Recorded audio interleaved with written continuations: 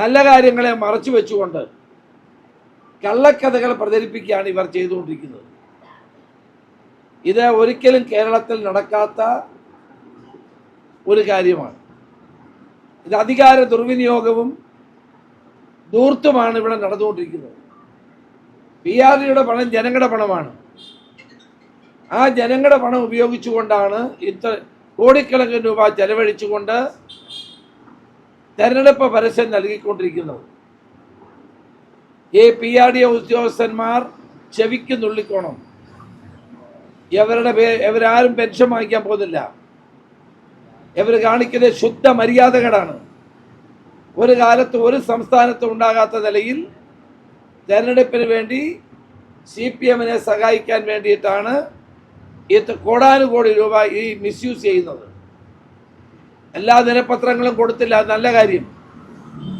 പക്ഷേ പരസ്യത്തിൻ്റെ പ്രലോഭനത്തിൽ വസ്തുതകളെ വളച്ചൊടിച്ച് ജനങ്ങളെ തെറ്റിദ്ധരിപ്പിക്കാനാണ് PRDയും ഗവൺമെൻറ് ശ്രമിക്കുന്നത്. ഇതൊരിക്കലും ഉണ്ടാകാൻ പാടില്ലാത്ത കാര്യമാണ്. ഈ ഉദ്യോഗസ്ഥന്മാർ നാളെ ഇതിന് മറുപടി പറയേണ്ടി വരും. ഇത് ചെയ്യുന്ന ഉദ്യോഗസ്ഥന്മാർക്ക് മാത്രമായിരിക്കും അവർക്ക് ഉത്തരവാദിത്തം. സർക്കാരുകൾ മാറി മാറി വരും. ഒരു ഉമ്മൻചാണ്ടി ഗവൺമെൻറ് കാര്യം പറഞ്ഞുകൊണ്ട് വളരെ മ്ലേച്ഛമായ തരത്തിൽ നട്ടാൽ കുരുക്കാത്ത നുണകൾ ദേശാഭിമാനി തയ്യാറാക്കി കൊടുക്കുന്ന അതേ പരസ്യം അതുപോലെ അത് പരസ്യമാണെന്ന് പോലുമില്ല. ആളുകൾ ധരിക്കുന്ന എന്താ ഇത് വാർത്തയാണെന്നാണ്. പരസ്യം പോലുമല്ല. സ്പോൺസർ എന്ന് എഴുതണ്ടേ, അത് എഴുതുന്നില്ല. PRDയുടെ ആണെന്ന് താഴെ കുറിപ്പ് കൊടുക്കണ്ടേ, അത് കൊടുക്കുന്നില്ല. എന്ത് മര്യാദകേടും കാണിക്കാമെന്നുള്ള നിലയിലേക്ക് PRD ഡയറക്ടർ അധപ്പതിക്കുകയാണ്. ഇയാൾ പണ്ട് കണ്ണൂർ കളക്ടറായിരുന്നു.